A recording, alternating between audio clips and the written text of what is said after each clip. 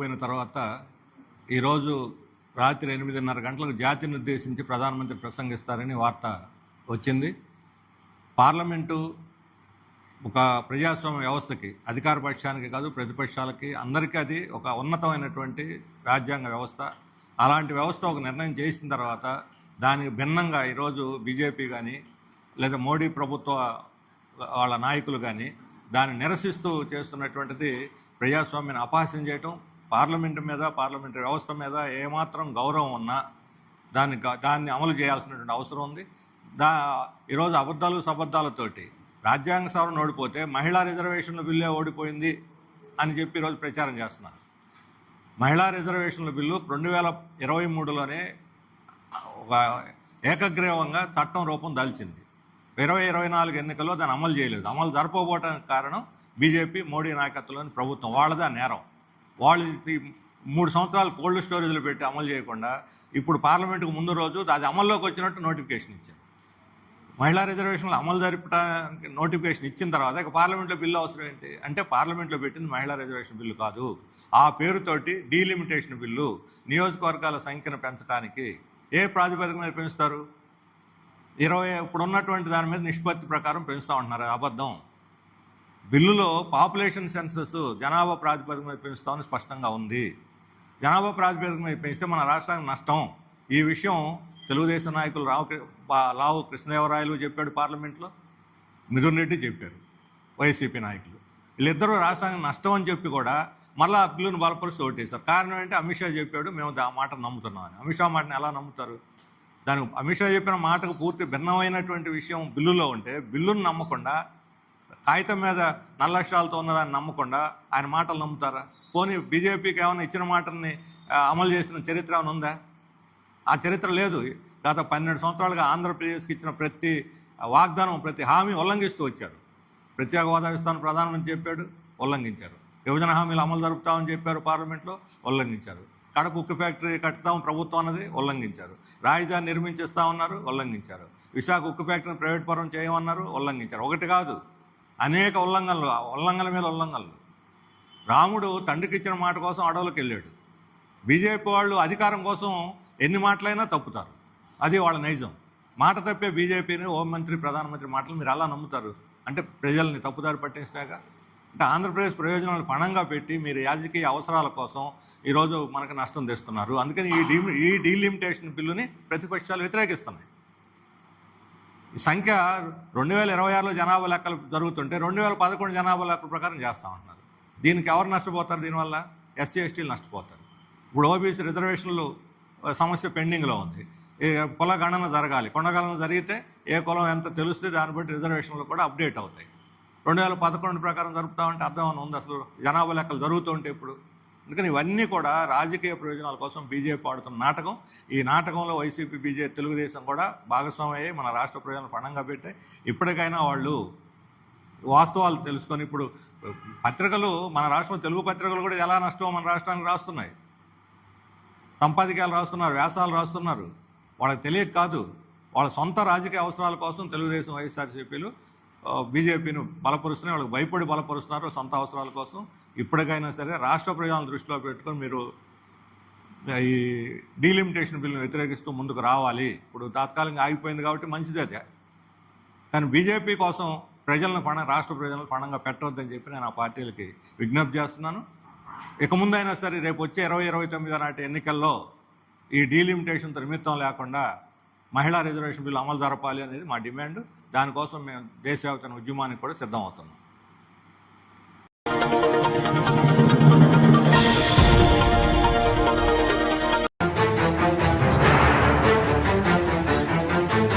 ఈరోజు వేములపాడు చెరువు దగ్గర ఉండేటువంటి చెరువు దగ్గరికి రావడం జరిగింది.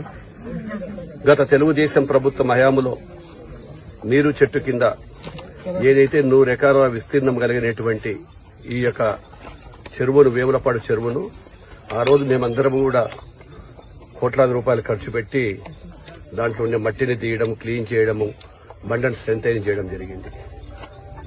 అదే వైఎస్ఆర్ పరిపాలన 7 వచ్చిన తర్వాత 5 సంవత్సరాల కాలంలో ఏ ఒక్క రోజు కూడా ఒక్క చెరువును గాని, ఒక వాగును గాని, ఒక వంకను గాని ఎక్కడ కూడా చేసిన పాపాన పోలేదు ఈ దుర్మార్గులు. ఈ రోజు మళ్లీ జలధార అనేటువంటి ఒక కార్యక్రమాన్ని తీసుకొని భూగర్భ జలాలు పెంచాలి. భూగర్భ జలాలు ఎప్పుడైతే పెరుగుతాయో ఆ రోజు రైతులందరూ కూడా సుఖ సంతోషాలతో ఉంటారు. ఏది ఏమైనా ఎటువంటి పరిస్థితులు పెంచాలనే ఉద్దేశంతోనే ఈ రోజు మళ్లీ చుట్టుపక్కల ఉండేటువంటి చూసాం ఈ యొక్క జమ్ముతంతా ఏ విధంగా పెరిగిపోయింది. అంటే అది ఎప్పటికప్పుడు ఆ ప్రభుత్వం క్లీన్ చేసి ఉంటే ఆ పరిపాలన ఉండేటువంటి వాళ్ళు సభ్యులు గాని శాసనసభ్యులు గాని వాళ్ళు చేసింటే ఈ రోజు ఇంత ఖర్చు వచ్చేది కాదు. అంటే వాళ్ళు చేసిన పాపాలను మేము ఎత్తిపోసుకొని తోడిపోసుకోవాల్సిన కర్మ మాకు వచ్చింది. కాబట్టి ఏదైనా రైతులు ముఖ్యము, భూగర్భ జలాలు పంచాలనేటువంటిది నిత్యము మా యొక్క గౌరవ ముఖ్యమంత్రి గారు చెప్తానే ఉన్నారు. అది ఎప్పుడైతే పెంచుతామో ఈ రోజు బోర్లలో గాని పవర్ గాని అందులో ఒక శాంపుల్ గా నేను ఇన్ఛార్జిగా ఉన్నటువంటి అన్నమయ్య జిల్లా, ఈ రోజు అన్నమయ్య జిల్లాలో భూగర్భ జలాలు విపరీతంగా పెరిగినాయి. దానివల్ల జీఎస్టీ పెరిగింది. అదేవిధంగా 300 కోట్ల రూపాయలుగా పవర్ కూడా ఈ రోజు మాకు అక్కడ ఉన్నటువంటి అడ్జస్ట్మెంట్ లో 300 రూపాయల పవర్ ఖర్చు కూడా తగ్గిపోయింది. బోర్లలో భూగర్భ జలాలు పెరిగినాయి. ఈ రోజు అక్కడంతా పంటలు వేసుకుంటా ఉన్నారు. అన్నమయ్య జిల్లాలో ప్రతి జిల్లాను కూడా అదే విధంగా తీసుకురావాలని చెప్పి ఒక ప్రతిజ్ఞ చేస్తూ ఈ రోజు ఈ కార్యక్రమాన్ని పెట్టడం జరిగింది. ఈ ఒక్క చోటనే కాదు, మిగిలిన చోట్లంతా కూడా నియోజకవర్గంలో ఏవైతే గతంలో ఈ యొక్క నిర్వీర్యమైపోయి చేయవలసినటువంటి కూడా మనం ఎంత చేయగలుగుతామో ఏమో వాటన్నిటిని కూడా చేయాలనేటువంటి ఉద్దేశంతోనే ఈ రోజు జలహారతి కార్యక్రమం రావడం. ఇక్కడికి ఇప్పటికే తూము కూడా చూసి వచ్చాము. తూము దగ్గర కూడా 20 లక్షల రూపాయల పైన ఖర్చు అవుతుందని చెప్పి ఇంజనీర్లు చెప్పారు. ఆ తూముని నిర్మిస్తే కింది ప్రాంతం అంతా దాదాపుగా 500 ఎకరాలు సాగులోకి వస్తుంది. అంటే ఒక చిన్న పని చేస్తే 500 ఎకరాలు సాగులోకి వస్తే ఆ రైతుల కళ్ళల్లో ఆనందం చూడాలి. ఆ రైతు పడేటువంటి కష్టానికి ఇప్పుడు వద్దాం, మాకు నీళ్లు ఉన్నాయి, మా పంటకు గ్యారెంటీ ఉంది, మేము పంట వేసుకుంటామని రైతులకు కూడా ఒకటే చెప్తున్నాను.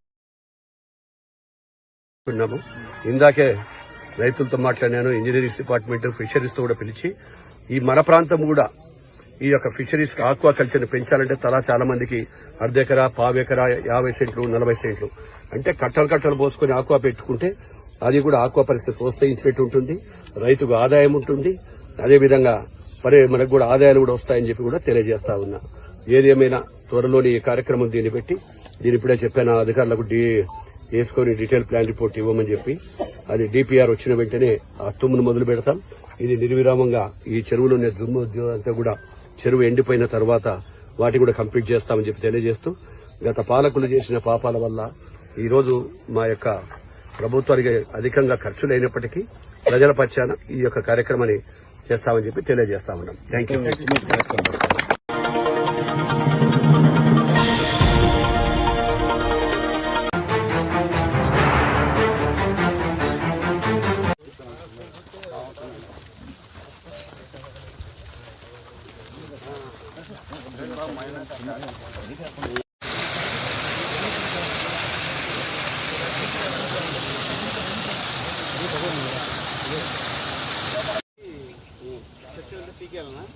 ఇది మొత్తం పెరకాలనా?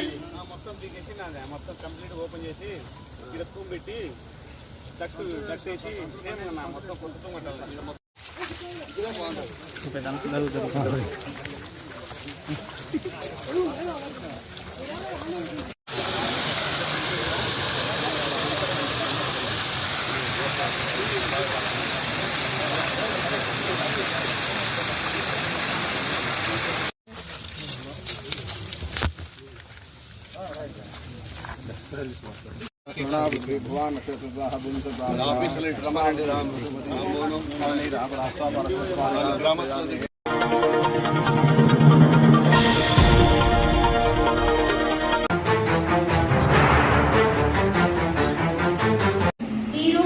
Water conservation just simple steps. మనము నీళ్ళని మనం ఎలా వృధా కాకుండా కాపాడుకొని గ్రౌండ్ వాటర్ లెవెల్ని ఇంప్రూవ్ చేసుకోవాలి.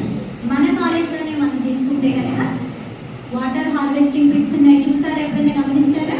బయట గ్రౌండ్లో సైడ్కి వాటర్ హార్వెస్టింగ్ అంటే వర్షం నుంచి వచ్చిన నీటిని మనము గ్రౌండ్ లెవెల్ వాటర్ పెంచడానికి అక్కడ పిట్స్ ఉన్నాయి. మీకు కనబడే ఎప్పుడైనా అబ్జర్వ్ చేస్తే చేయండి. అటు సైడ్ బ్యాక్ సైడ్ మనకి ఫ్రంట్ ఉన్నాయి కదా, 2-3 పిట్స్ ఉన్నాయి కాలేజ్ లెవెల్.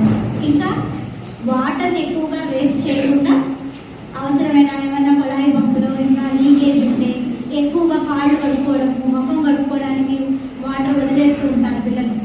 ఎక్కువగా భవిష్యత్ తరాలకు మనకు మంచినీళ్ళ వాటర్ అనేది ప్యూర్ వాటర్ రిసోర్సెస్ చాలా తక్కువ ఉన్నాయి.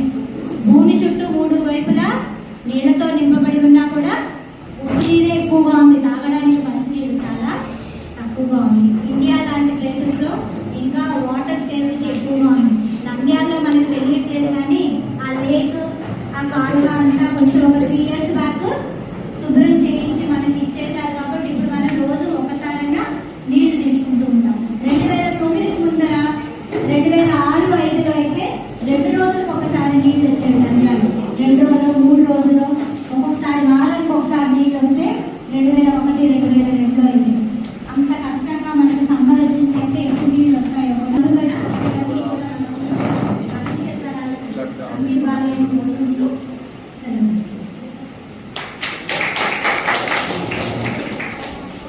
దీని గురించి మీరు విజయానంద సార్ గారు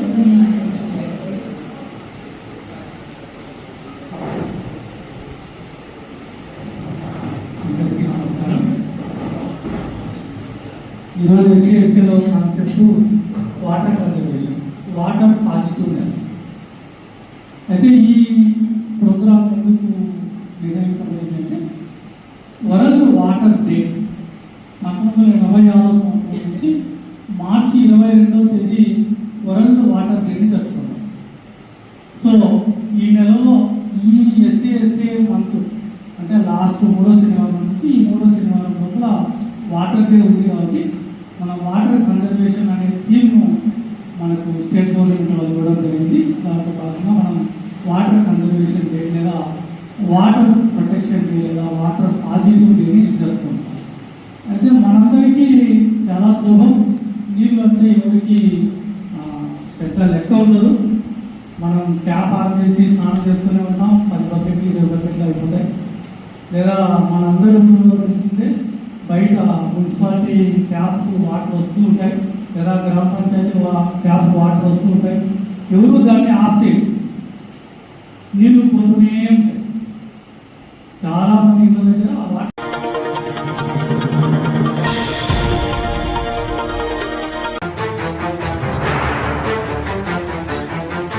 దయచేసి మనమందరం కలిసి మన రాష్ట్ర స్వర్ణాంధ్ర పథకంలో భాగంగా మనం ప్రతిజ్ఞ చేయాలి. దయచేసి అందరూ పలకండి. నేను నా పరిసరాల పరిశుభ్రత కొరకు ప్రతిరోజు కొంత సమయం కేటాయిస్తానని నా వంతు కృషిగా స్వచ్ఛత కార్యక్రమాల కొరకు శ్రమదానం చేసి పరిశుభ్ర ఆంధ్రప్రదేశ్ సాధించే సంకల్పానికి కట్టుబడి ఉంటానని ఈ రోజు పరిశుభ్రత గురించి నేను వేసిన ఈ ముందడుగు ఆంధ్రప్రదేశ్ రాష్ట్రాన్ని శుభ్రపరచడంలో సహాయం చేస్తుందని ఈ రోజు నుండి నా తోటి వారికి కూడా స్వచ్ఛత కొరకు తడి చెత్త పొడి చెత్త వేరు చేయడంపై అవగాహన కల్పించడానికి ప్రయత్నిస్తానని మన ఆంధ్రప్రదేశ్ ను స్వచ్ఛ ఆంధ్రప్రదేశ్ గా తీర్చిదిద్దేటట్లు నా వంతు కృషి చేస్తానని ప్రమాణం చేస్తున్నాను. Thank you. ఫోటో తీస్తావా?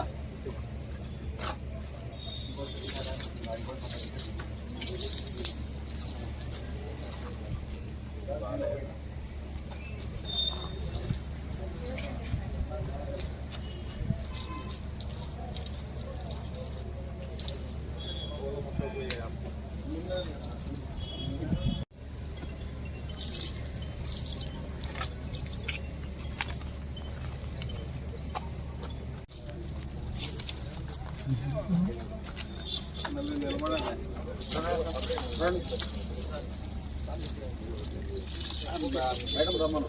మేడం